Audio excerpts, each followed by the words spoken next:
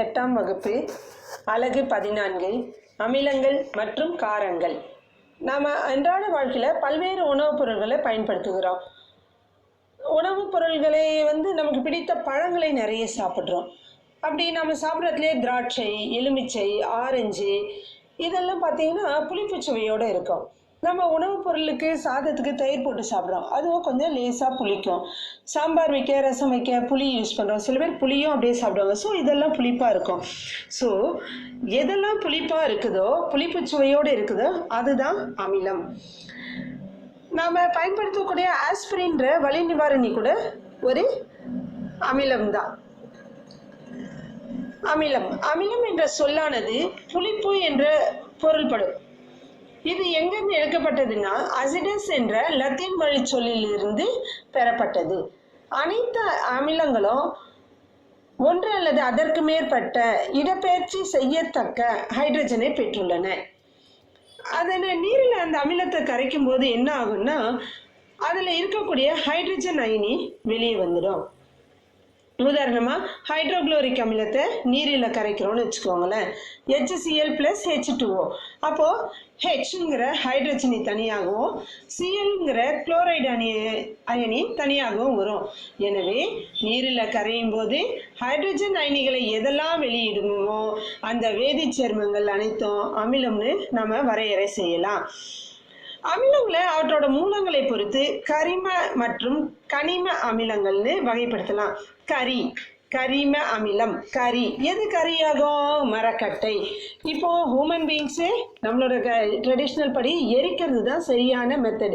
எரிக்கும் போது அவங்க இறந்து விட்டப்போ அவங்க உடம்புல ஏதாச்சும் ஜெர்ம்ஸு, பாக்டீரியாஸ் எது இருந்தாலும் எரிக்கும் போது அழிஞ்சிடும். ஸோ எதையெல்லாம் எரிக்கும் போது கரியாகுதோ, ஹியூமன் பீயிங்ஸ், பிளான்ட்ஸ், இப்போ மரம், செடி, கொடி, தாவரம் எல்லாமே என்னாகும்? கருகி போயிடும். எரிச்சாலும் மண்ணில் இது பண்ணாலும் அதெல்லாம் கரியா மரத்தினால அல்ல கரிம அமிலம். இப்போ சிட்ரிக் அமிலம், எந்தெந்த உணவுப் பொருளில் எந்தெந்த அமிலம் இருக்குன்னு நம்ம தெரிஞ்சுக்கிடணும். சிட்ரிக் அமிலம் புளிப்பு சுவையுடைய பழம் எது? குறிப்பாக சிட்ரிக் அமிலம் எலுமிச்சம் பழத்தில் தான் நிறைய இருக்குன்னு சொல்கிறது. லெமன், ஆரஞ்சு, எலுமிச்சை, ஆரஞ்சு. லாக்டிக் அமிலம், லாக்டுனாவே நமக்கு என்னது? பால் ரிலேட்டடு தான். ஸோ லாக்டிக் அமிலம் தயிர். ஆக்சாலிக் அமிலம் தக்காளி. அசிட்டிக் அமிலம் வினிகர். மாலிக் அமிலம் ஆப்பிள். டார்டாரிக் அமிலம் புளி. இதை நான் ஒரு 4-5 தரம் படித்தோம்னா நம்ம மைண்டில் சேவ் ஆகிடும். ஏன்னா எதில் என்ன அமிலம் இருக்குது என்று கேள்வி கேட்க வாய்ப்புகள் உண்டு. இதெல்லாம் இயற்கையாக கொடுக்கக்கூடிய கரிம அமிலங்கள். அப்போ கனிம அமிலம்னா என்னது? தொழிற்சாலைகளில் செயற்கையாக உற்பத்தி செய்யப்படுகின்ற அமிலங்கள் தான் கனிம அமிலங்கள். எடுத்துக்காட்டாக ஹைட்ரோக்ளோரிக் அமிலம், சல்ஃபியூரிக் அமிலம், நைட்ரிக் அமிலம். இதில் நாம் சல்ஃபியூரிக் அமிலத்தை வேதிப்பொருள்களின் அரசன்னு சொல்லுவோம். இப்போ அமிலங்களோட பண்பு என்ன? நம்ம ஆரம்பத்திலே சொன்னோம், எந்த பழங்கள், உணவுப் பொருள்கள் புளிப்பாக இருக்குதோ அதெல்லாம் அமிலங்கள். அமிலங்கள் என்ன சுவையுடையது? புளிப்பு சுவை உடையது. அதே போல் அமிலங்கள் நிறமற்றவை. நாம் சொல்லலாம், தக்காளி ரெட் கலராக இருக்குது, ஆரஞ்சு ஆரஞ்சு கலரில் இருக்குது, எலுமிச்சம்பழத்தோட இது வெண்மை நிறத்தில் இருக்குது, தயிர் வெள்ளை நிறம். நாம் அப்படியெல்லாம் சொல்லுவோம். அதில் இருக்கக்கூடிய அமிலத்தோட சுவை தான் அது அமிலங்கள். ஆனால் குறிப்பாக சொல்லப்போனால் அமிலத்தில் நிறம் அற்றது. அமிலங்கள் அரிக்கும் தன்மை கொண்டது. எடுத்துக்காட்டால் நம்ம வீட்டில் பித்தளை பாத்திரம்லாம் வளர்க்குறோன்னு வச்சுக்கோங்க, பூஜை சாமான்லாம் எலுமிச்சம்பழத்தை போட்டு தேய்ச்சி அதுக்கப்புறம் அதை க்ளீன் பண்ண அப்புறம் நம்ம கை எல்லாமே எரிய ஆரம்பிக்கும். அதுதான் அமிலங்கள் அரிக்கும் தன்மை கொண்டது. வலிமையான அமிலங்கள் மனிதர்களோட தோல், துணி, காகிதத்தை பாதிக்கும். இது செயற்கையான அமிலம் தான். ரொம்ப அதிக அளவு நம்ம துணி துவைக்கிறதுக்கு சில தரம் குறைவான துணி சோப்பையோ அந்த பவுடரையோ பயன்படுத்திட்டு நம்ம துணி துவைச்சிட்டு வந்தோம்னா நம்ம கையெல்லாம் எரிய ஆரம்பிக்கும். இயற்கையாக கிடைக்கக்கூடிய பழங்களில் இருக்கக்கூடியது லேசாக அரிக்குமே தவிர அதனால கெடுதல் நமக்கு கிடையாது. அதான் எடுத்துக்காட்டால் எலுமிச்சம்பழம்லாம் சொன்னது நம்ம. அதனால தான் சாத்துக்குடி கிடையாது, அது சாறுகுடி தான், சாத்துக்குடி. அதை கூட நம்ம உரிச்சு சுளையாக சாப்பிட்டா நம்மளுடைய எச்சிலில் பட்டு அதில் நமக்கு நன்மையை தரும். ஆனால் அது சாறு மட்டும் புழிஞ்சு அப்படியே டைரெக்டாக சாப்பிடக்கூடாது. அதை நல்லா டைல்யூட் பண்ணி அதில் நிறைய தண்ணி கலந்து நாம் குடிக்கணும். அதன் பிறகு அமிலங்கள் நிறங்காட்டிகளின் நிறத்தை பொறுத்து மாற்றும். நீல லிட்மஸால சிவப்பாகவும் மெத்தில் ஆரஞ்சு கரைசலை சிவப்பாகவும் மாற்றும். அமிலம் நன்கு நீரில் கரையும். நம்ம முதலே பார்த்தோம், அது நல்லா நீரில் கரையும் போது என்ன கிடைக்கும்? ஹைட்ரஜன் அயனியே கிடைக்கும். நம்ம ஹைட்ரஜன் அயனின்னு எப்படி கண்டுபிடிக்கலாம்னா, ஒரு டெஸ்ட் டியூப்ல நம்ம செப்பரேட் பண்ணி ஹைட்ரஜன் அயனி வரும்போது அது பக்கத்தில் எரியக்கூடிய குச்சி எடுத்தோம்னா பாப்புன்ற சவுண்டோட ஹைட்ரஜன் அயனி எரியும். ஹைட்ரஜன் அந்த குச்சி அணிஞ்சிடும், ஆனால் அதுக்குள்ளே டெஸ்ட் டியூப்ல இருந்து எரியும். ஸோ ஹைட்ரஜன் அயனி எரியும், தானாக பற்றி எரியும். ஆனால் எரிதலுக்கு துணை புரியாது. ஆனால் ஆக்சிஜன் எரியாது, எரிதலுக்கு துணை புரியும். அமிலங்களின் நீர் கரைசல் மின்சாரத்தை கடத்தும். நம்ம சாதாரணமாக நம்ம வீட்லேயே என்ன பண்ணுவோம், தண்ணி இருந்தால் அந்த இடத்துல கரண்ட்டு பாஸ் ஆகும். அமிலங்கள் எப்போவுமே திரவ நிலையில் தான் இருக்கும். இதில் விதிவிலக்காக பென்சாயிக் அமிலம் மட்டும் படிகமாக நமக்கு கிடைக்கும். அதாவது சாலிட் திட நிலையில்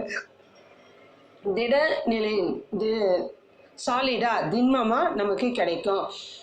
நம்ம வயிற்றில் ஹைட்ரோக்ளோரிக் அமிலம் சுரக்குது. அது உட்புறம் நம்மளை அரிக்கும். அப்படியே பசி வயிற்ற பிடிச்சி கிள்ளுதுன்னு சொல்லுவோம். கிள்ளுதுன்னா என்ன பண்ணுறது, அந்த ஹைட்ரோக்ளோரிக் ஆசிடு சுரந்து அந்த உட்புறச்சுவரை அரிக்க ஆரம்பிக்கும். அதுதான் நமக்கு அளவுக்கு அதிகமான பசியை கொடுக்கும். அந்த டைம் நம்ம அதிகமாக தண்ணி குடிச்சோம்னா நம்ம பசி அடங்கிடுச்சின்னு சொல்லுவோம். அது என்ன பண்ணுன்னா அந்த ஹைட்ரோக்ளோரிக் ஆசிடோட பவரை குறைக்கும். அதனால தான் காலைல எழுந்தோடனே ப்ரஷ் பண்ணிவிட்டு வெறும் வயிற்றுல தண்ணி குடித்தா உடம்புக்கு ரொம்ப நல்லதுன்னு சொல்கிறாங்க.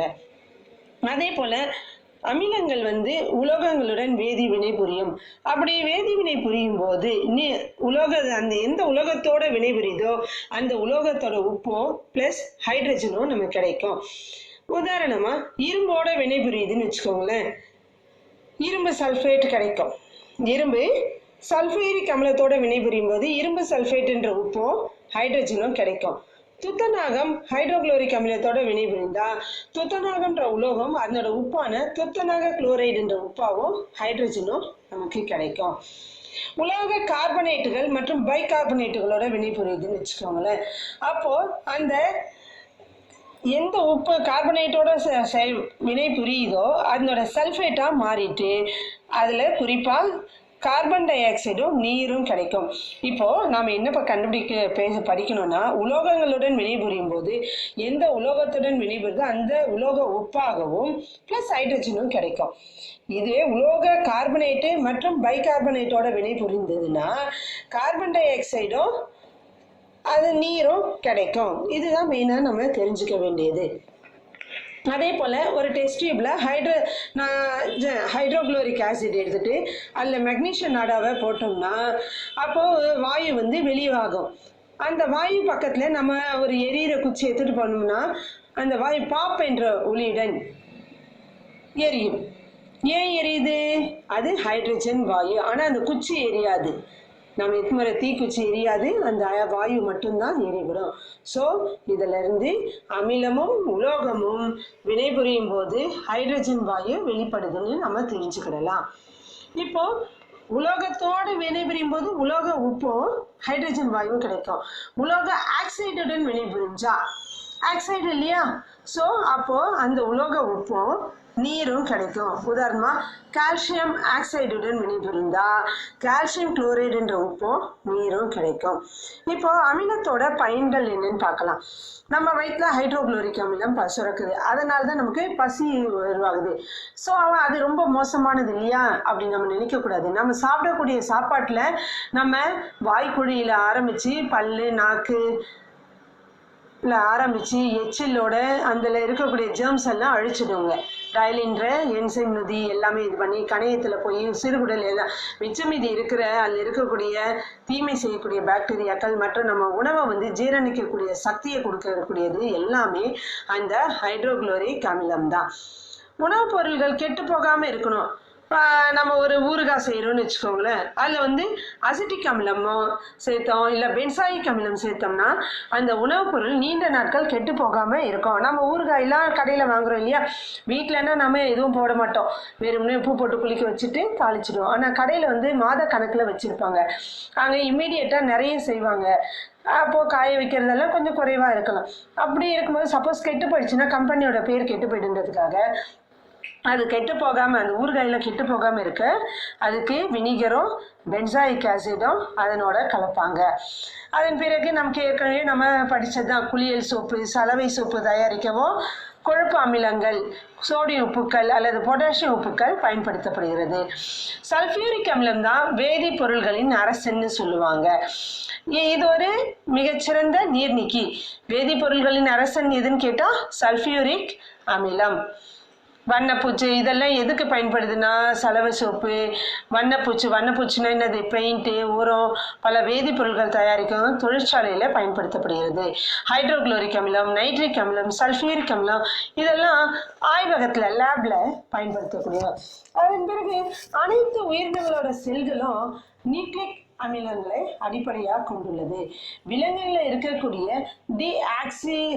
டிஆக்சிரிபோ நியூக்ளிக் அமிலத்தை டிஎன்ஏ, தாவரங்கள் வந்து ரிபோ நியூக்ளிக் அமிலத்தை ஆர்என்ஏவிலையும் வச்சிருக்குது.